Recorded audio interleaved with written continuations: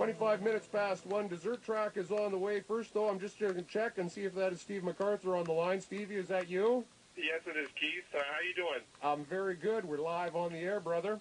Okay, man. Well, I have to tell you, everybody's in an anticipation of waiting for our first musher to cross the finish line here. We're all located in behind the White Pass and Yukon Route building where the finish line is set up here in downtown Whitehorse. There's a couple of hundred people waiting across the guarded fence line for what's anticipated to be Hans Gatt, Whitehorse musher, to win his 4th Yukon Quest title in just moments here. We're expecting him any time now within maybe 10 to 20 minutes, and I know you have the live tracker going on there, Keith, so maybe you can give us a little bit more information as to how we're looking. I'm just waiting for it to refresh, Steve. It's just a little bit slow at this moment. Yeah, and it's interesting. Everybody is enjoying the weather here for sure. -1 downtown Whitehorse. I mean, you couldn't ask for any more better conditions, I should say. And really, that's been the story of this race to this point, which began February 6th back in Fairbanks. These good trail conditions have led to record-smashing times. Gatt is expected to definitely smash Sebastian Chunel's record last year in 2009.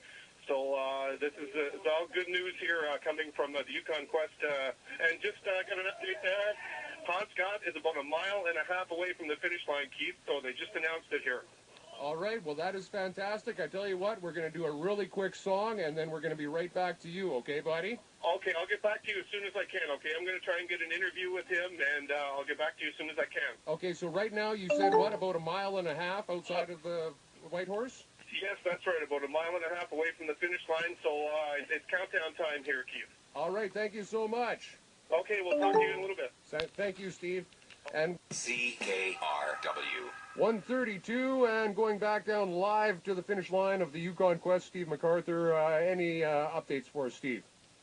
Well, Keith, we're just all standing here waiting in anticipation for what's expected to be Whitehorse musher Hans Gatt taking home his 4th Yukon Quest title here now.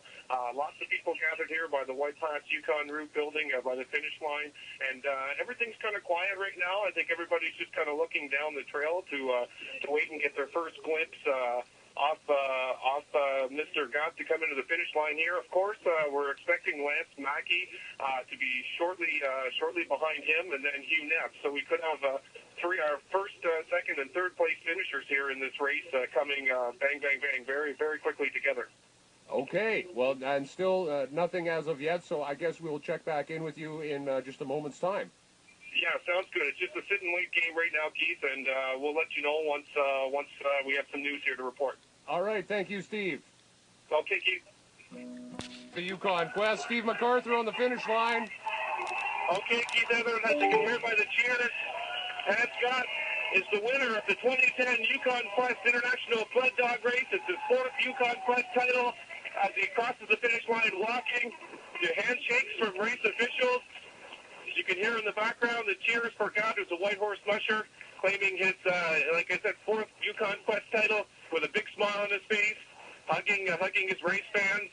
Looks like his wife there, actually, Keith, that he's embracing right now.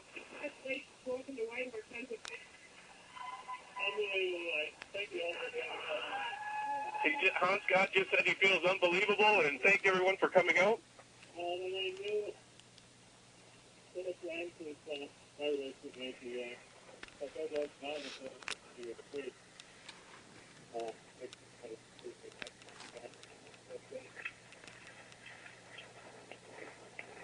I'm just going to try to get a little bit closer to Gatt here, Keith.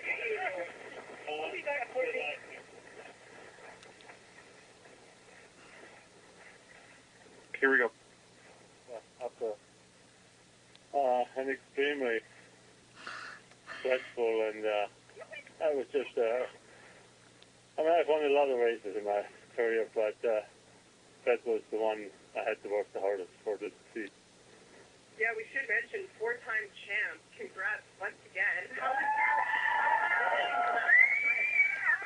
Well, that's phenomenal. I've never had something like that. But also I've never trained like I did this year, and it was unbelievable. I mean, they're still healthy and motivated. So it's pretty unbelievable that's happening. So I just want to go up there and Absolutely. Congratulations. Fastest man in the Quest. How does that feel? That feels pretty good too. Yeah. I mean, just we were talking about the amazing field. I mean, you beat, Lance Mackey, Hugh Neff, Zach Sear, all these. Hey, William. all these great competitors. I mean, just that's got to be an amazing accomplishment even for you. Oh yeah, I mean that was the plan all along. I was really focused this year to accomplish this, but I knew it would be very hard, and it was. But it feels great to achieve your goals, Those last couple of days, you really had to play a couple of Neff and Mackey's games. You were on their schedule chasing them, and you ended up pulling out and then playing your game. Was that the plan too, or? That was the plan from the beginning. I never really played anybody else's game. I really stuck to my race plan right from the get-go, and I really made them react to what I was doing. That was probably one of the key elements. What about the conditions, Hans? I mean, the temperatures have been very favorable. Yeah, of course. I mean, the conditions were unbelievable. The trail was a dream. There's always the rough spots, at the beginning of the race on the Alaska side.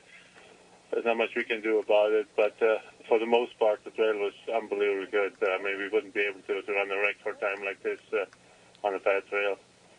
What was the turning point for you when you know that you had a good shot to take it?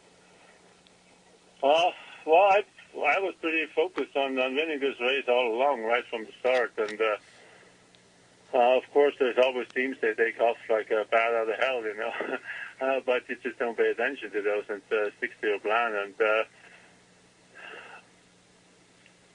I think when I looked at teams in Slavin's, Circle Slavens and Eagle, when I looked at some other teams, I knew that they would have a hard time beating my dog team.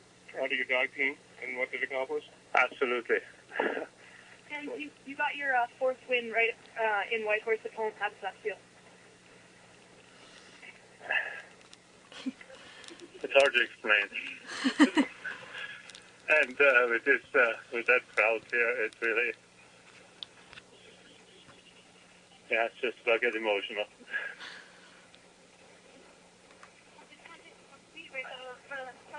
Are you still with us, Keith?